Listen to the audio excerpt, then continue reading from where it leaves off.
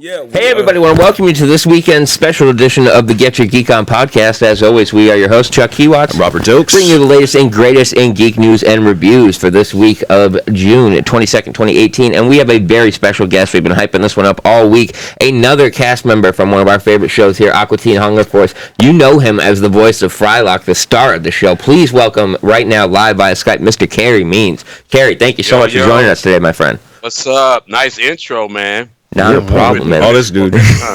So what we do here, basically for those of you that are watching the show, you know that we like to dive in with our celebrities. Now, Carey is no stranger to the world of Adult Swim, and neither are we here. So we want to get right into it, Carey. Tell us a little bit about yourself and kind of where you're from and how you got started in voice acting. Well, I was born in a little town called St. Louis, Missouri. You a St. Louis pizza fan? St. Louis pizza, St. Louis style ribs. If you go in the Kroger's, you see St. Louis style ribs, don't you? Oh, yeah. You don't see Kansas City style. You don't see Texas style. You see St. Louis style. There's a reason for that. That's because in anybody, this guy's looking like, who the hell is this dude talking? He's looking like, what the hell is he talking about ribs for? That's the look on your face. He's like, I'm a fat dude. You're just making me hungry. That's all. I'm just like, ribs. That actually sounds pretty good. I always think about that. Scene. I'm saying. I also think about that scene when you mentioned ribs from "I'm Gonna Get You, Sucker," and that's like one rib. Can I get one rib? Rib. Oh, this is a legal cigar, by the way. Oh, dude, we're in a weed legal state, so you're good, man. Way legal cigar. Al Capone cigarillos. That's what I smoke. That's the way to do it, man. Al Capone's, the little hand roll from Honduras. Love them. Shameless plug. Get it, man. Shameless plug. They've taken my picture outside many establishments and given me free cigars. Hold this up, and we'll take your picture. And I was like, let them know it's Carey Frylock Means smoking this Al Capone cigarillo. That's the way to do it, man. So tell us a little bit about how Aqua Teen came about. I mean, obviously, show ran for an incredible run on Comedy Central, being renamed and brought back tons of different ways. But tell us a little bit about how you got involved with that show at the start. I auditioned for it, man. Like, you know.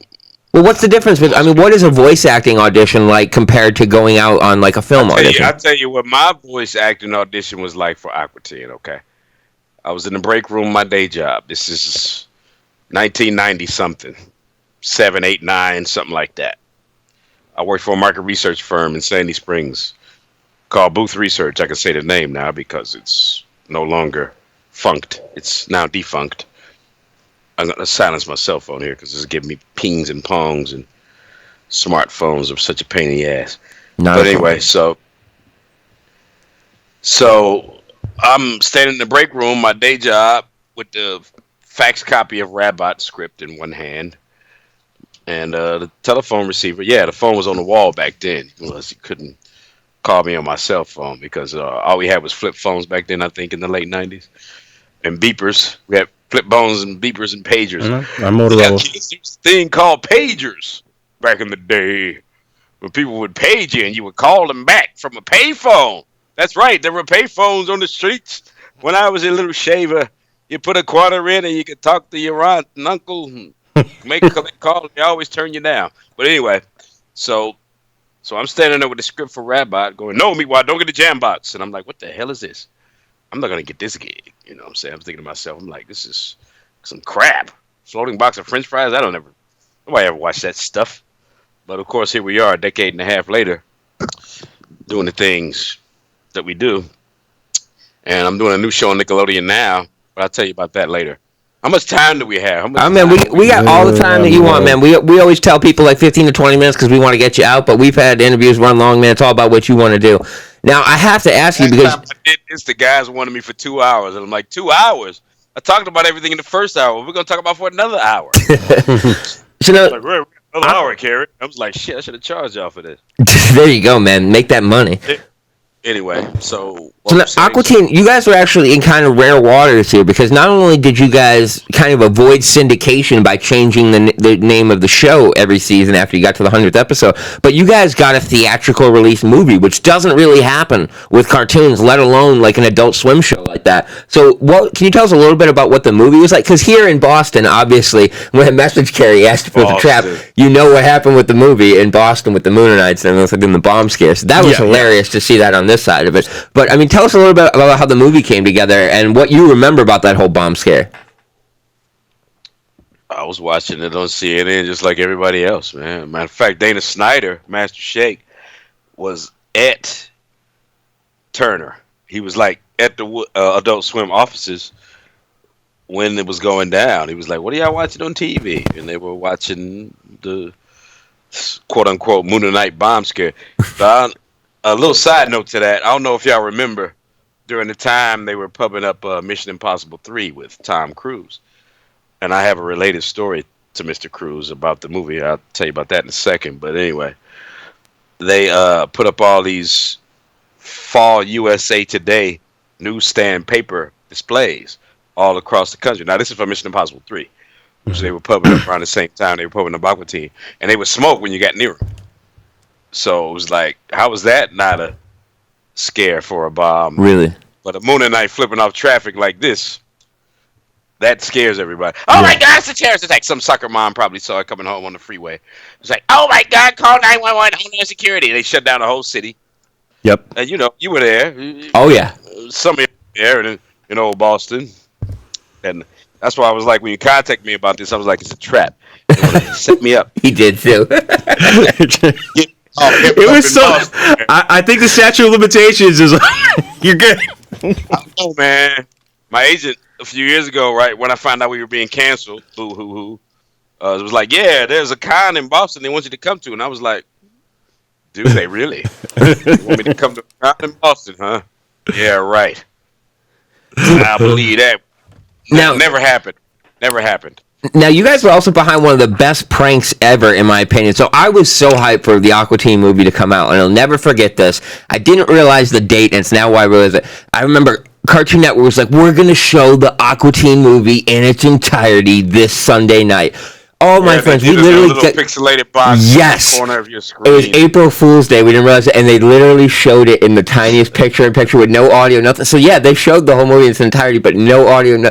Dude, we had a house full of people that were like, "We're not gonna have to go to the theater. It's gonna be incredible." So salted, so salted. Oh my God, dude! Like so angry about that. But that's just like what that show was. I don't know if you've seen any of the box sets. Oh, I own a lot of them.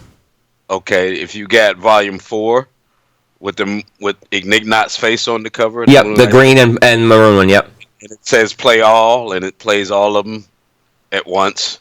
Yeah. Oh, yeah, that's the other thing. They screw you on the DVD. Literally, you have to select. Fuck, I forgot about that shit. You can't play. You know how on every normal DVD you hit play all? You hit play, and it will play all 10 episodes simultaneously, like on the same screen.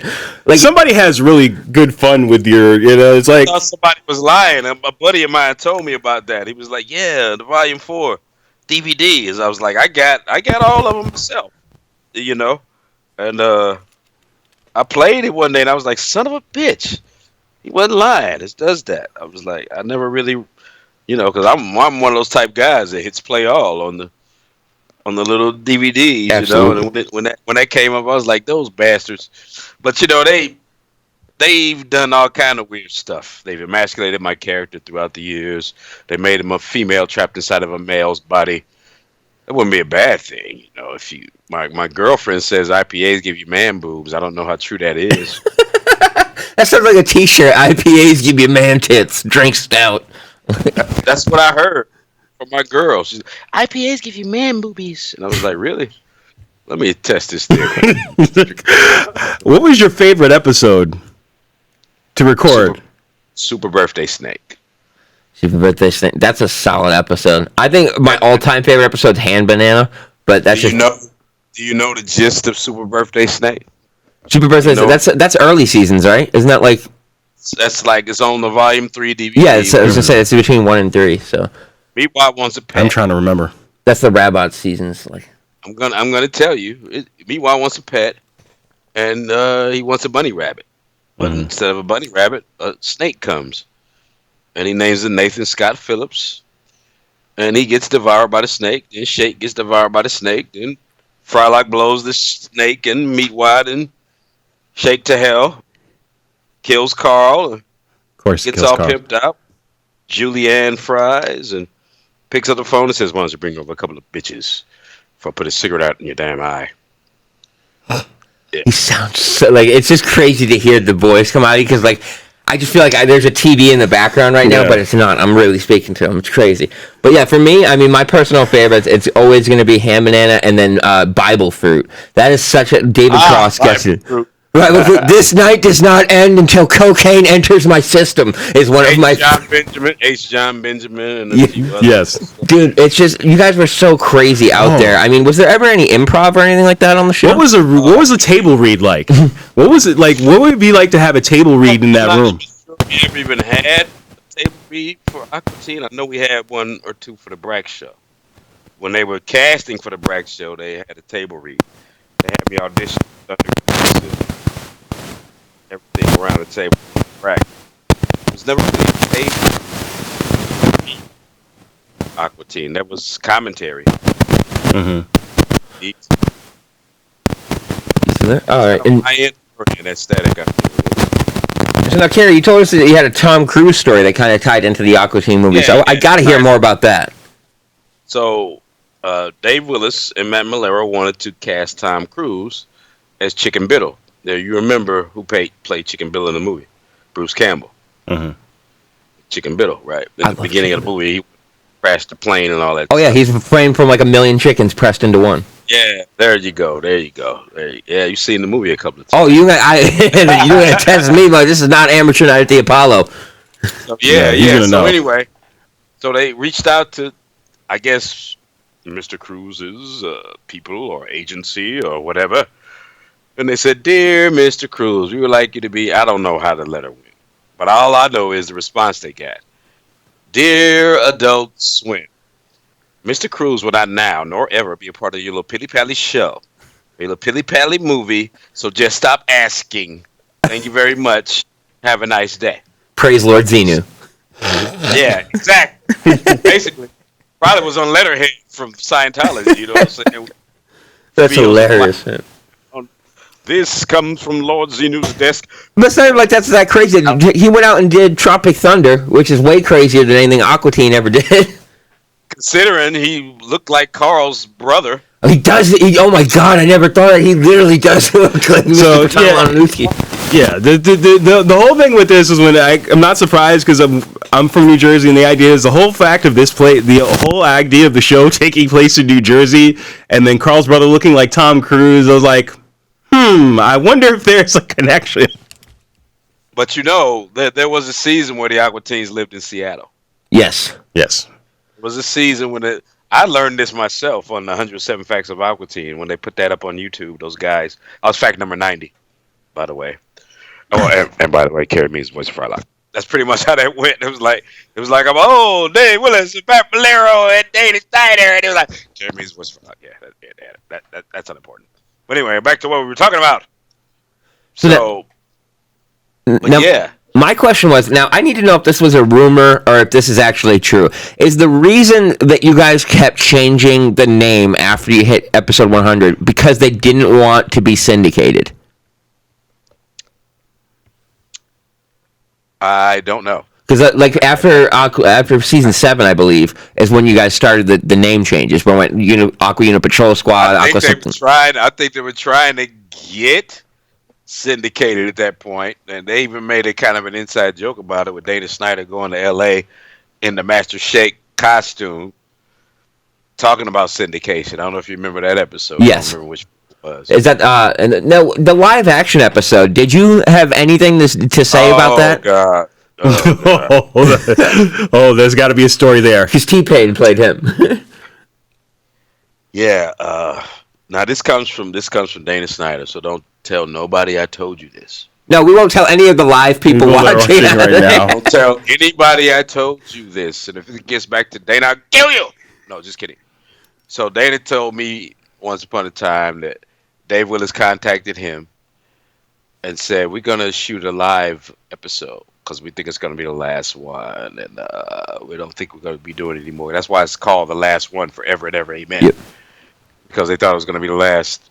This was like what was that? Like 2006. Yeah, it's Yeah. episode end of season 8. When around the movie time was coming out, Yeah. and everything. Yeah, there was a couple of times when they was like, Carey, I think the show's peaked, and I don't think we're gonna be making many more of them. This was like early on, but that's another story. So it's like, okay, so Dave Willis tells Dana Snyder, "Oh, we're gonna have you play yourself as Shake, and we're gonna have Carey play himself as Frylock, and we're gonna shoot this live action thing." So Dana, being the type of laid back guy he is, kept calling Dave Willis, "When are we gonna shoot this thing? When are we gonna do it? It's a good When are we impression. gonna do it? Did you call Carey? You talk to him?" And so after a while, Dave was just like, we kind of already did it." "What do you mean you already did it?" "Well, T-Pain plays Frylock and H. John Benjamin plays you." Wow. So that's the way that went. You know what I'm Wow. saying? If you think that was something, I mean, I could tell you some stories about how they treated Clay Croker back in the day, but I don't have no animosity or no harsh feelings for anybody at Adult Swim. If I want to work in this town again, I don't. Yeah, I gotta say, man, the only thing that I do hate on him for is not releasing the rest of the seasons on DVD. The last 2 seasons aren't available.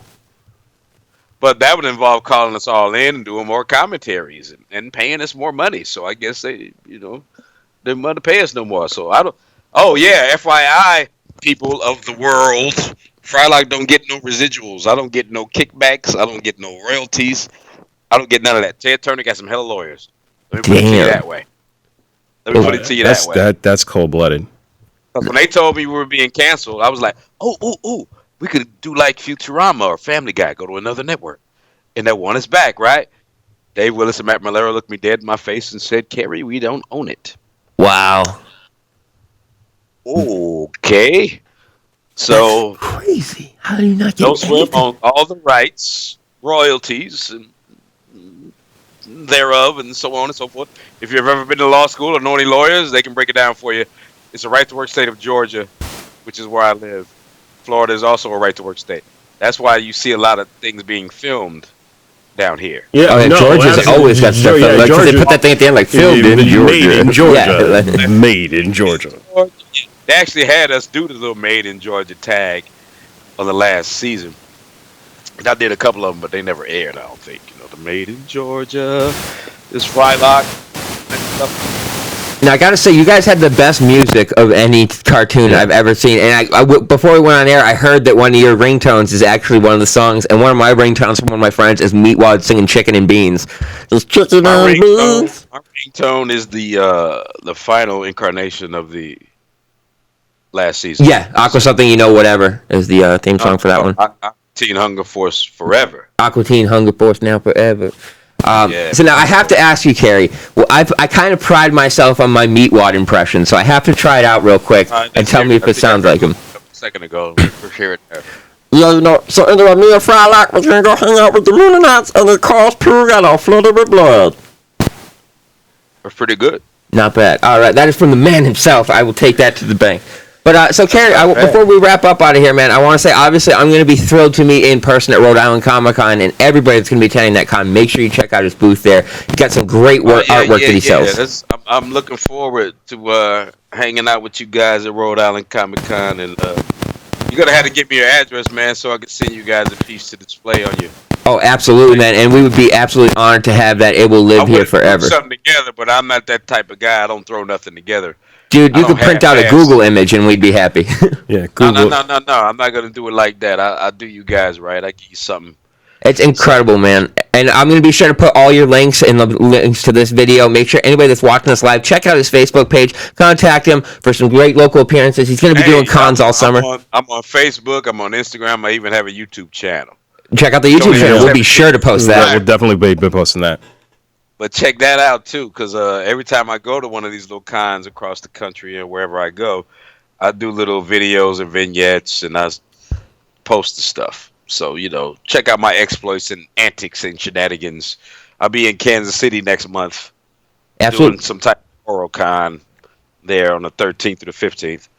Sweet. So Well, I'm actually stepping in for Dana, who had to cancel. I saw the announcement for that. They were like, but don't worry, we've got Frylock standing by. Yeah, got some fries coming in. So yeah. Sometimes I can be number two if I can't be number one. It's okay. I used to tell that to the girls when I was in college. Hey, baby, if I can't be number one, I'll be number two. Amen. Well, you're number one in our hearts. And Carey, I want to thank you so much for taking the time out of your day to join us. Make sure you guys check out all his links that will be posted in this video. Let me ask y'all a question. Somebody said that I got them through a rough patch when their father died. Who was that? That was me right here, man. So I will tell the story behind that. So when I was 18 years old, I had just moved back in with my father. I was raised in foster care, and about a month and a half after living with him, I went into his bedroom and he had passed away. And really, really traumatic experience for me. And all I remember of the week after that happened is right after they pronounced him dead at the hospital, I went to Walmart and I had money. I bought a case of beer and 4 seasons of Aqua Teen Hunger Force. And literally just marathon, and that show is what got me through everything, like leading up to the funeral and everything. It's kind of where I really fell in love with that show. I had seen a few episodes, but really, really dove in deep for that, and that will always hold a special place in my heart. So that's why I just need to let you know about that, because that was something that really meant a lot to me. You guys kept me up at night watching Adult Swim. That would be when I was living with roommates. That would be my ritual. That would be our ritual at 11 o'clock at night. It would it literally be like we'd have people coming in from all out, like I'd be getting ready to go to bed, somebody be getting ready to go to work, somebody would be coming in from work, changing shifts, and we'd all just sit there and watch Aqua. We'd watch the block of Aqua. We're like, okay. Hey, I miss those days, and not just because of the paychecks, man. I miss doing the show, but I'm also. Myself, Dave Willis, and Dana Snyder are all on a Nickelodeon show now called Welcome to the Wayne, WTTW. Mm-hmm. So Google that one. Absolutely. Check that one out. And hey, man, we live in a world... Last July, actually. We live in a world of reboots and revivals, man. I don't think it's that far-fetched to think that Aqua Teen could come back at some point one day. Oh, hell, they're bringing Last Man Standing back. They brought Roseanne back. Well, Roseanne back. They brought it back again, though. They're bringing it back without her. Yeah, they call him the Connors. Yeah. Which I'm happy about because John Goodman is my homeboy. Thank you. That is John Goodman is the whole reason I watched that show. But anyway, check it out. What's this thing you want me to say? Oh, so yeah, man, if you just want to go ahead in the voice of Frylock, just say, this is Frylock, and you're watching the Get Your Geek On podcast. Okay. And Robert's going in and just make sure the sound's good, so just give me 1 second. And we good? Go ahead. This is Frylock, and you're watching the Get Your Geek On podcast. So get your geek on, fools. Peace. Yes! Thank you so much, man. You have no idea how happy that makes me. Word. Seriously, so what I'll do is I'll send you a fully edited version of this video so you can use it however you want, and I'll shoot you my address. And dude, I cannot wait to meet you at Rhode Island. We're going to be podcasting there, so it'll be an honor to meet you. Sweet. Seriously, nice man. Talk to you guys. You have a great day, man. Thank you so much. You too. Later. Dude, I just talked to Frylock! Oh my god. I love this job. I'm done.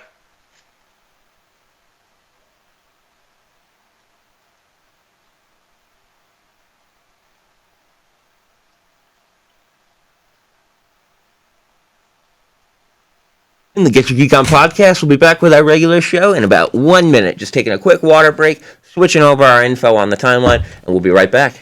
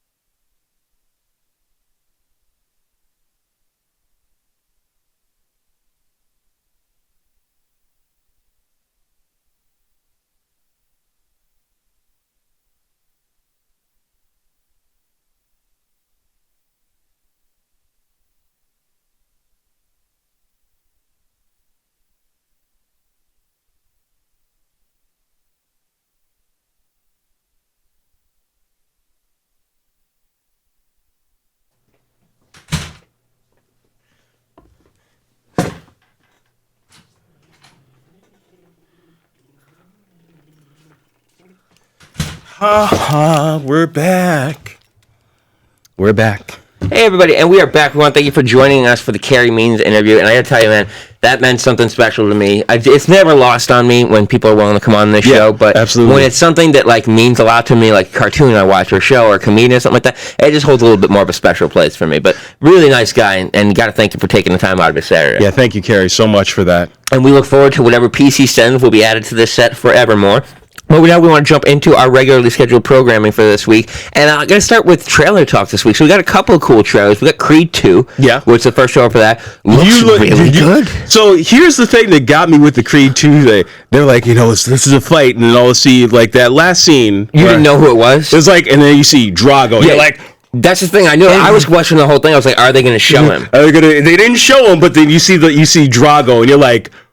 But that's the thing, and then the whole trailer, like, I knew that he was fighting Ivan Drago's son, so that's why I was hyped for this, but then it's like the whole build-up of, like, this fight means that much more, because he killed his dad and everything else like that. Like, but even outside of it, so does it mean they're going to bring back Brigitte Nielsen? Because so it's like, she's old. And Dolph Lundgren's back.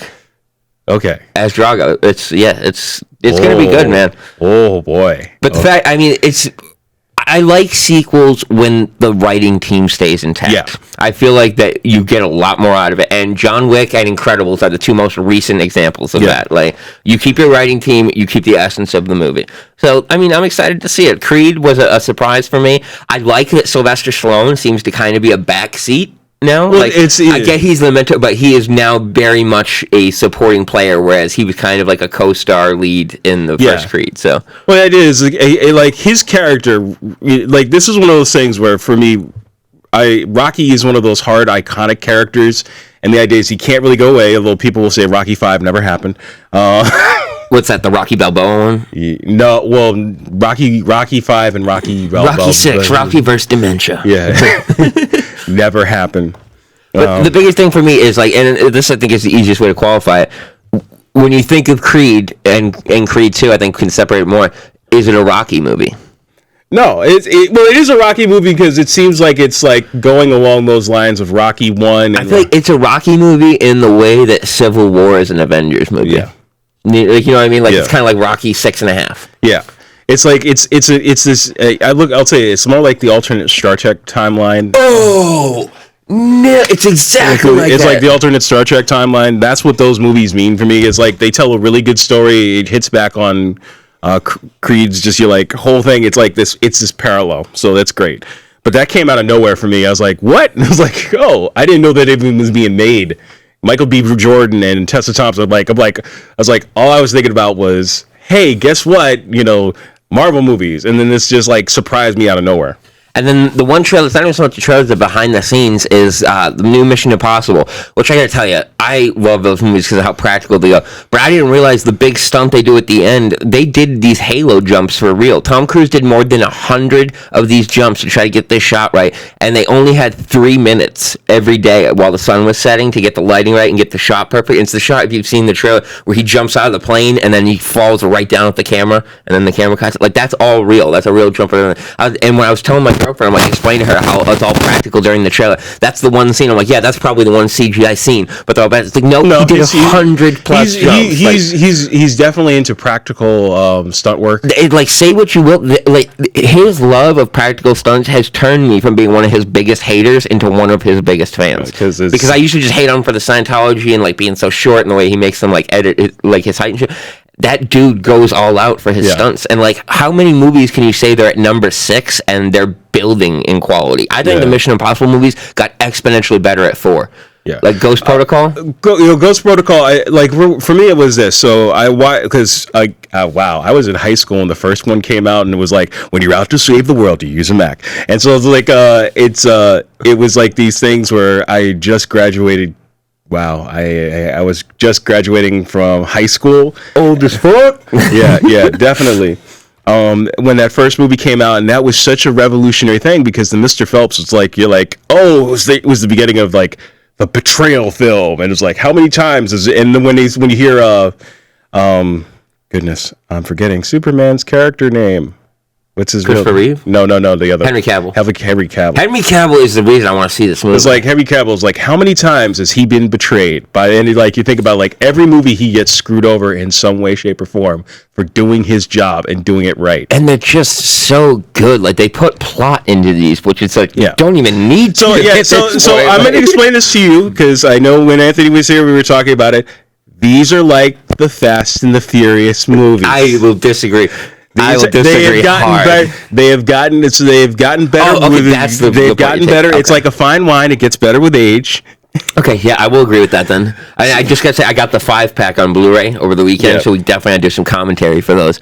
But I gotta tell you, man, it's just it's exciting to see franchises that are that deep and find ways to make stuff new. You're talking about 20 years now, Exactly. and the idea is it's not like it's and they're doing them a little more frequently because of just the cast. It's like every 2 to 3 years. 2 to 3 years, whereas before it was like when we got It was 10 years from 3 to 4. Yeah, well, no, not just 10 years from 3. It was 10 years from 2 to 3. Was it? Yeah, it was. I remember 3 was a big deal when 3 happened. Yeah, when 3 happened, because it was like, I just remember Philip Seymour Hoffman has one of the best villain lines ever. he He's was like, like, I'm going to find her, I'm going to hurt her, and I'm going to kill you right in front of her. I just love that whole little monologue that he does. It's just like, and that the beginning of that movie was just like, it is the most intense thing that you see, because he's sitting there in the chair and you're like, it's gonna be okay, honey, it's gonna be okay. And the other thing that Mission Impossible does that you don't see in a lot of movies is, like, yeah, there's always the world could end, but Mission Impossible will nuke a city. Like, they'll, like in Ghost Protocol, Rogue Nation, it's Ghost Protocol, where they destroy the Kremlin. Mm-hmm. Like, they blow up all of downtown Russia and shit like that. And in this one, it's a nuclear bomb that wipes out 3 cities. Yeah. It's like, they, like, don't always stop it. Like, it's about how do you deal with it after it's happened. It's about it's like, you don't see that a lot. Like, it's always about, like, we gotta stop the bad guy. Where's the van? The van was supposed to... There's always, like, a band that's late. But it's like when you watch the first movie and you see that with the first movie, it's like it tells you everything that goes wrong. Like, go rewatch that first scene in the first movie, the original Mission Impossible movie from 1996 and 5. The opening tells you the whole movie. The opening tells you, like, how much planning goes into it. You see all these characters, everybody's like... I was saying, it actually shows the movie. So that was one thing I watched, like, 107 Facts about this. Is funny that Carey Means was talking about. So in the original Mission Impossible TV show, in the intro, when the match would light, they would, in the flashes, they would show you it was shit that was going to happen in that episode. And if you watch the Mission Impossible, it's the stuff that happens in the whole movie. Like, they give away the whole movie in those opening flashes. No, I remember that. But it was just like, the idea is like things that go terribly, terribly wrong when you think about these black, it's probably the closest, like, James Bond makes it look like, glamorous and stuff, but it's like, this is America, so. I think Mission Impossible is the more, like, realistic. Is like, they're we're getting like disavowed. They're having to, like, cover their trail, like, kill innocent witnesses and shit. It's like things are going terribly wrong, and and it almost happens just about every film. And just the weird ways they find to inject humor, like in the preview for the new one, where Simon Pegg's like, "What's taking so long?" and he's like, "I'm jumping out a window," but it just looks like he's yelling it at the people in that house. Just like the stupid little stuff like that I really love. But needless to say, it's a movie I'm excited for, and I didn't know that Halo jump was real, so that's what I wanted to touch on there. Now, in some TV news, we had talked about this in the rumor mill, and now it's actually been confirmed. So Roseanne, which came back and then was canceled after Roseanne's racist tweet, and they were scrambling to try to salvage the show somehow. ABC announced they have greenlit 10 episodes of a new revival of The Revival called The Connors, which will feature all the cast members of Roseanne. I'm not going to say it's a revival. It's more along the lines of, it's like, we defibrillate.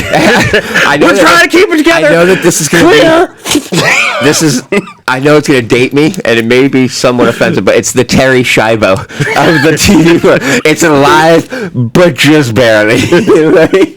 But so, yeah, needless to say, they've brought the Connors back. It's going to be everybody but Roseanne, and from the sounds of the first plot line that they've leaked, it sounds like they're going to kill Roseanne, which, I mean, they basically set her up at the end of last season of Roseanne where she's going in for this big surgery, and she's addicted to painkillers. So you could have her OD, or you could kill her in the surgery. But, I mean, needless to say, I'll watch it because I'm a huge John Goodman fan. What are your thoughts on them scraping this guy? I am happy for the people that lost jobs because of her. The idea was, I think the major thing was that people were, it was the fact that Disney and ABC got together really quickly on this one, and people lost their jobs, and that was a major outrage, even from Fox. It's like, you just cost people their job, and because of your tweet.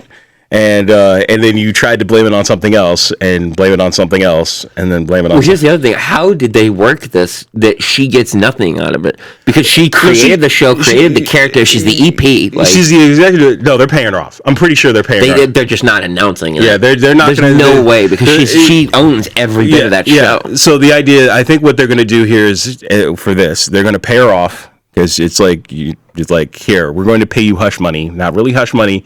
To just don't say anything. Here's what we're gonna do. You can go off and be yourself and be rich for the rest of. It's so weird that you say that because now she was supposed to do the Joe Rogan podcast, and backed out at the last minute. And now she's gone radio silent. Honestly, I'm gonna flip that. That just leads me to believe even more she got paid off. Because if anything, she would have been like up in arms, like, "Oh, how are you going to continue the show without me?" And you haven't heard a peep from her. So because they're gonna pay her. They're definitely gonna. I just know how they could not because it's literally like she created every bit of it. She or either that or they're gonna Alan Smithy her stuff where you're gonna see a credit that they're gonna attribute to her, but it's not but nobody's gonna know. So you'll see a name, you know what Alan Smithy is, right? Yeah. So they're gonna just here, you're gonna see this name, and it's just gonna be in appearing episodes, and that's just a pseudonym for her. Right. So now here's the other thing for me is. We've seen shows like 2.5 Men try to move on from a lead star going by replacing them, whereas they're not replacing her with anyone here. So this is kind of uncharted territory where a show loses its star, but then it's still going to go on anyway with the rest of the people. I think it didn't happen. So, I mean, do you think the show ultimately is going to be successful? It's only 10 episodes. It's only 10. I think it is sustainable because Sarah Gilbert's been great. I think her and John Goodman are going to be carrying the show for the most part, as well as the. I'm forgetting Jackie? Not Jack. Well, Lacey Goranson, the other Becky. Yeah, Becky. The Beckys are going to carry that because they've been on there for a while and they've done other things. Yeah, one of them's going to be pregnant. So that was the other thing. It's like an unexpected loss, an unexpected pregnancy, and that's what's going to lead this. And so Laurie Metcalf's good. You have all these people who are doing things. Do you think they try to put Jackie and Dan together? No. Really? Because they did in the original series. Like she had the hots for him at different points. No. Because no.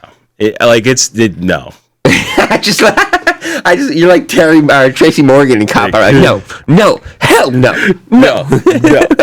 We're not going to do that. Not going to do that. And moving on to some much happier news, The Incredibles 2 is blowing away box office projections, man. Has not even opened overseas yet, and it's already over $200 million domestic. That's insane. $180 million opening weekend, third biggest opening weekend of all time, highest rated animated opening, broke the record by $50 million, broke our predictions by $30 million. What do you have to say? I mean, we're not surprised, but I think I'm honestly a little shocked at just how big it did. I thought 140 would have been a really good number. To put it this way, I had a friend on a Facebook post saying, "You gave us Cars 1, 2, and you gave us Cars 2 and 3 that we didn't ask for. Planes 1 and 2. It was 2 that we didn't ask for, and it took you 14 years to give us something." So that pretty much says you that and we've talked about it before. This is a different kind of superhero movie because this is, let's see, 14 years. This is just before. 2004. We're just getting over the fact that they'd come out with that second horrible Fantastic Four movie. Oh, Rise of the Silver Surfer. Rise of the Silver Surfer. That was Spider-Man. No, that was right after Spider-Man 2. Spider-Man 2 was 2003. 2000. Yeah. So you have this long thing of X-Men: The Last Stand is 04. Yeah. So. Oh, yeah. So these are painful movie memories before before we got Iron Man. Ghost Rider was 04. The Ang Lee Hulk was 03. Yeah. It was not a great time for comic book movies. Not a great time for superhero movies. It's just so weird. If you really just went back to 2003 and just the Ang Lee Hulk, for example, anybody, I saw the pre-Vige bootleg of that anybody that liked that movie, you're like, oh man, I went and saw the Hulk. You went and saw the Hulk. What a fag. What is wrong with you? And now it's just that's the norm. It's just the super. It's so weird to me how that's flipped. To see that superhero movies are now the norm. Because it goes back to the idea where it took Disney 10 years ago, or I should say, it took the vision of Paramount and all these companies to say, hey, we've got these rights, let's build towards something. And then Disney took it over and said, yeah, we're going to build towards something. Now, here's the bigger question. Now, we can all speculate on Incredibles 3 if you want all you want. I've also heard rumors of a prequel with Mr. Incredible and Frozone, how they met. But do you think, now, people don't realize this. I've actually never been to Disney. I had to hear this from a friend. Incredibles has almost no presence at any of the Disney parks whatsoever. Yeah. Do you think that's going to change? Yes, it should.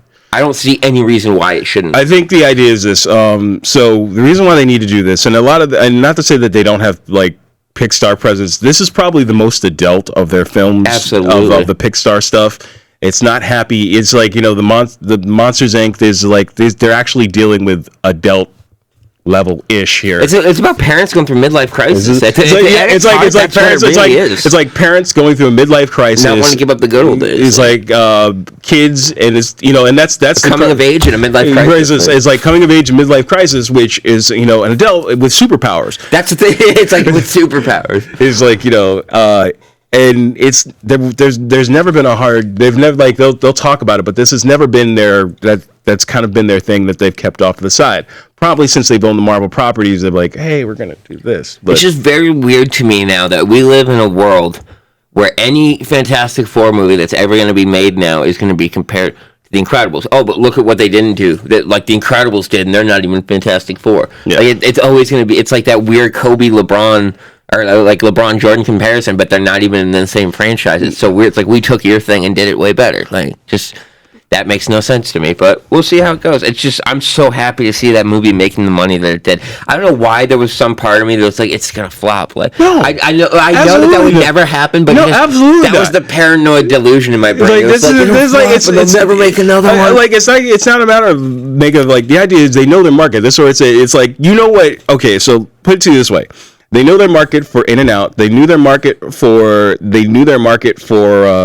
all the cars and planes. They're trying to. This is their merch. Think of a Disney franchise though that can go both directions, past and future, with their characters, and still have such an immersive world. Yeah, you can go all the way back to how Supers got made illegal and everything else like that, and how they all met, how Elastigirl and Frozen all they met, or you can follow the kids and their journey and Jack growing up in this world. Like that's two whole opposite directions that I would mind either way. Like Monsters Inc., I was so mad when they announced that the sequel was going to be a prequel, Monsters University, because I'm like, do more with like, I wouldn't be mad with an Incredibles prequel at all. No.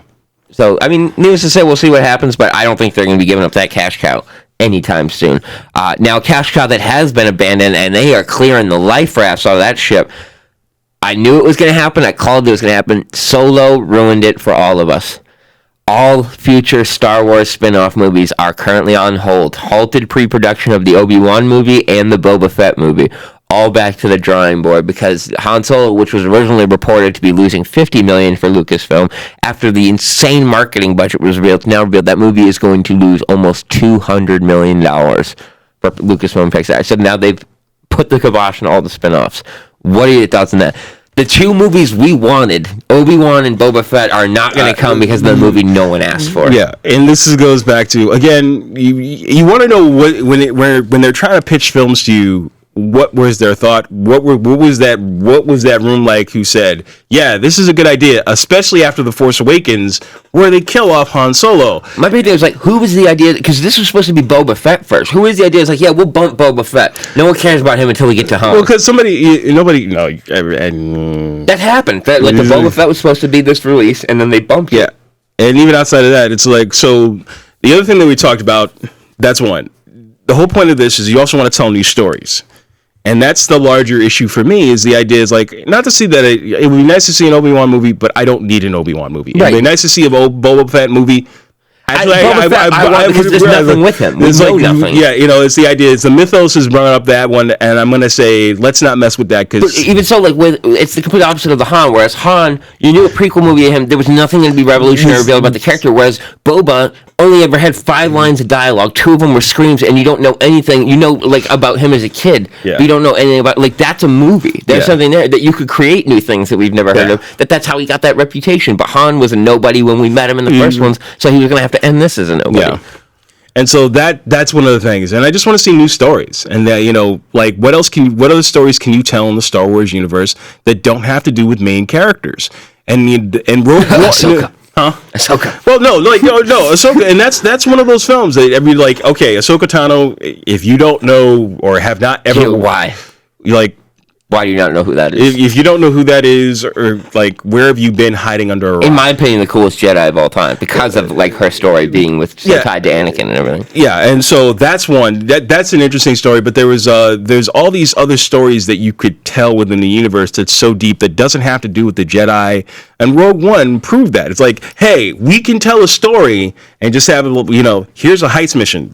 This is what we're doing. Rogue One also though did the whole we fuck your canon, but don't fuck your canon, because then they discount all the books, but then they take Saw Gerrera and put him in there. So it's like, it's just so weird. It's like, it's very, like Bill Burr compares it like feminism, how they pick and choose, like I want equal pay, but you can pay for the movie, I'll get off the life. It's like very much like that. Like we don't like any of your extent, but we'll take Saw Gerrera, and we'll take Jade Solo, and we'll take Purple Light, like just weird stuff like that. It's like you can either have it all, or you can't. You can't just take the cherry off the sundae. No, and it's the idea they can pick and choose, but it like that worked for them. Now the Han Solo movie, because Harrison Ford is still alive, guys. I mean, that's another thing. It's just like weird. It's just like that's. I think it's a slap in the face to him. Like that's what I took it as. It's a slap in the face to him because like all the work that he put into making this iconic character, and then after The Force Awakens, getting the death that he always wanted to get in the film, because that was a major thing. It was like, I wouldn't even be that. I would be pissed at it. Like, what the hell are you doing casting this kid?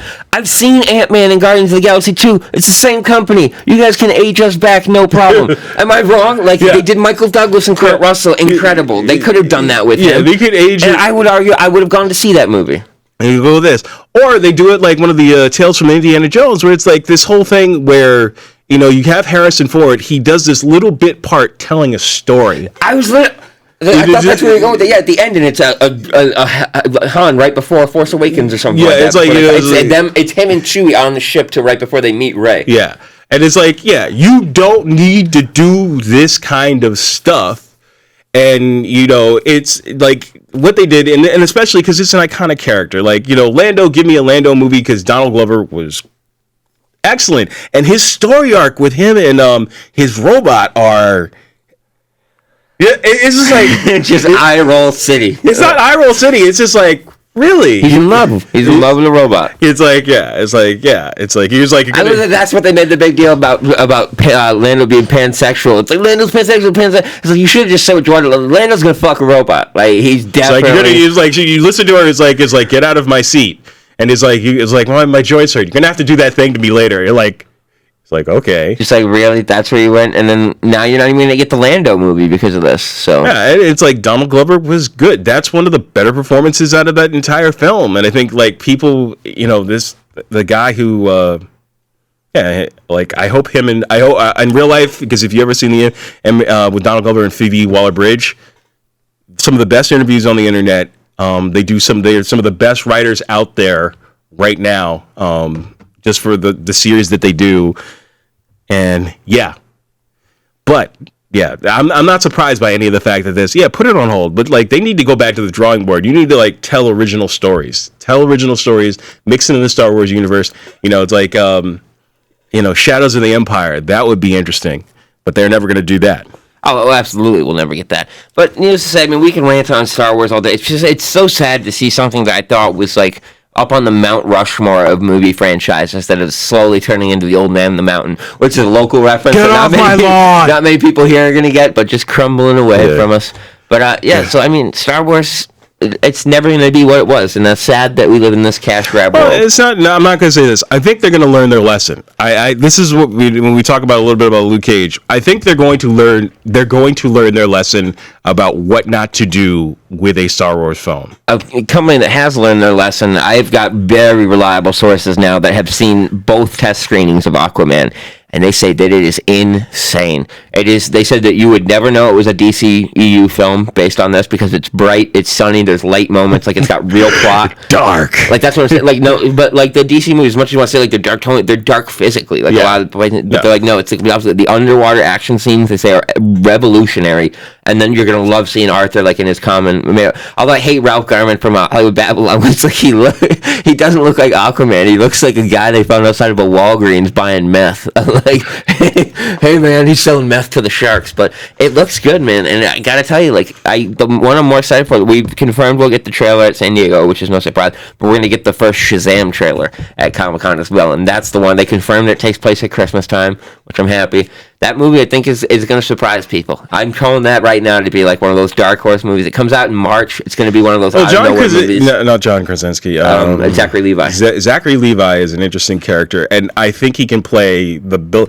I know why they got his character to do that, because he is. They're leaning into the comedy of it. Leaning into the comedy, but he's a guy who can represent. Not many people can represent a kid.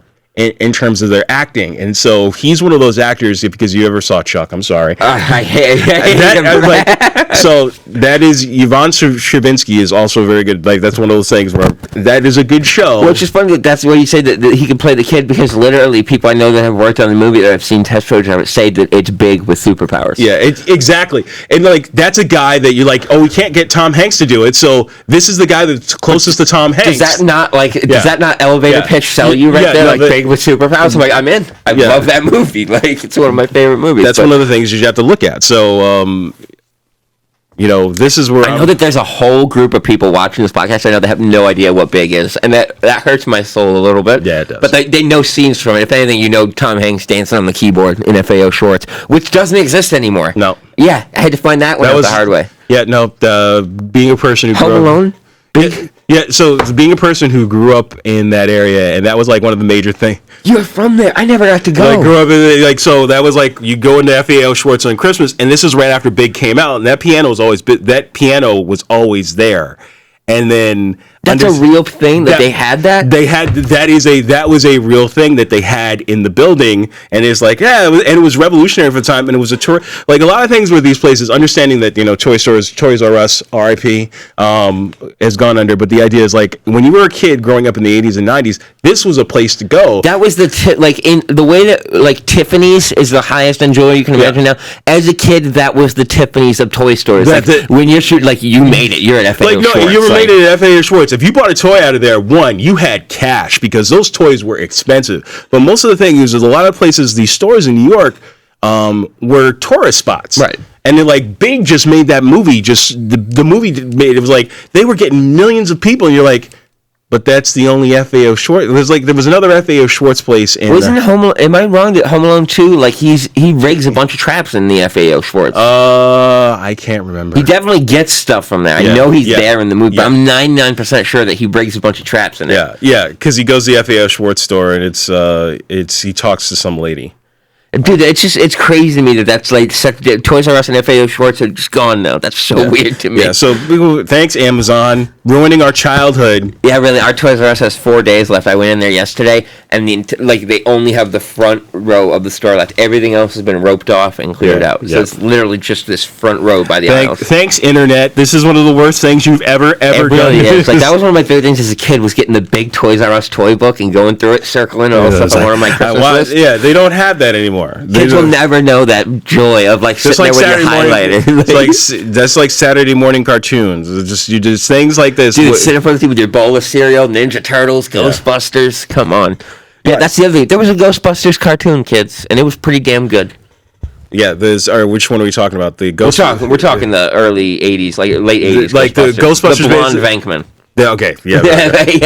Okay. I will never forget. I had the actual proton pack with the foam noodle on it and the ghost trap. I was all about it, man. Yep. I literally thought that ghosts were real, and this foam noodle was going to take down the dark side. Like, that was my kid mind. Like, if the shit hits the fan and poltergeist happens. Do you remember the foam noodle lightsabers? Oh, I remember the foam noodle lightsabers very well, because I remember my dad, how the foam noodles nowadays have the hole in them? So he got the ones that had the hole in them and stuck a flashlight in it, so it lit up the pool noodles, so you had, like, even more. And then he would do the duct tape handle, so you'd get the gray. But yeah, incredible stuff, man. Not too much in the wake of all-around movie news this week. Child's Play, the Chucky series that haunted me as a kid, has been greenlit to a TV series. Why? Okay, so no. Like, you didn't need the 7th, 8th, and 9th movie. It's just stop. Just like, this is one of those things where I'm going to say the Nightmare on Elm Street TV series. No, just it kills franchises. Dude, Nightmare on Elm Street reboot killed that, but just craziness for that. But needless to say, we are 2 weeks away from San Diego Comic-Con, which we will be doing a special weekend episode. Most likely, we're going to be doing that on a Sunday just because we want to be able to report the big Friday and Saturday news. Obviously, we all know Hall H is the big Saturday show. So stay tuned for that. We are going to be having some more interviews in the next couple weeks. I just haven't been able to finalize dates yet. I know that Leslie Brandt will be either next Friday or next Saturday from Lucifer. The reason that was delayed is because of the show being in limbo, so now they can actually talk. By the way, Netflix, way cooler with interviews than Fox. Like Fox, I've had to deal with a couple times now with The Gifted and Lucifer. They want all kinds of crazy links and questions and background and stuff like that. Netflix was just like, you're not going to talk about the new season? All right, cool, you're good. Like, that's it. That was literally the whole thing. That was just like a little quick little email, like, what you can't talk about the new season. That's all. Hey, cool, sweet. So we're going to shit talk Fox a little bit, probably. Yeah. And just want to say, screw you, Time Warner. I know that they don't have anything to do with us out here because we're Comcast. How dare you screw Carey Means out of his royalties for Aqua Teen? That show ran for 170-something episodes, and that dude doesn't get a penny from it? How the hell does that work? But somebody didn't read the contract. We live in a cruel and unjust world. But any final thoughts for this? I was going to say, quick thoughts on Luke Cage. We're going to go deep on the spoilers. Don't worry on that. So talk about it. Talk about it in terms of this one. So this, for me, was a much better season I think they learned the lessons for the most part. There's still some holes. Is it... Whereas Luke Cage 1 was 2 seasons, really. Is this one fluid season? This is one fluid season. This is one fluid season. I still, with all the Netflix Marvel shows, I still don't see the need for filler episodes. We were talking about the Heroes for Hire episode before we came on. You need to finish that off because that's what I'm going to. You finish it off. But overall, this is a much more complete series because the arcs, I was a little confused until the end of some of the story arcs, but then when I looked at it, it all made sense. Right.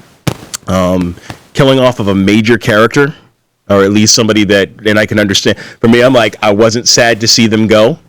Wasn't sad to see them go at all. It's just like they just messed it up. And I think they're doing some correction, some very good course correction on the series, and I'm looking forward to see season 3. Season 3 is definitely going to be good if it gets greenlit. And the one thing that I definitely wanted to wrap up with before is you may notice that we don't have the Infinity Gauntlet here this week. And that is because I have this new Bad Larry. So I want to thank James Russo. He's a local guy here, but I met him in a Facebook group called 3D Printed Props. And what this is a custom printed Orange Lantern battery from the Green Lantern animated series. Now, this does not look like this in the comics. Only in the TV show did it have this design because there's only one Orange Lantern, so it's meant to be unique. I had him do this. I cannot believe he was able to replicate the design as well as he was. It's absolutely incredible. It unscrews here at the bottom to be able to light up. It's got a nice flashlight built in. And then I am going to be mounting one of the Orange Lantern coins that Daryl Herschel made for us. And that is right here. I'm going to be mounting that onto the front. So this way you have a nice little piece there and it still lights up in the back.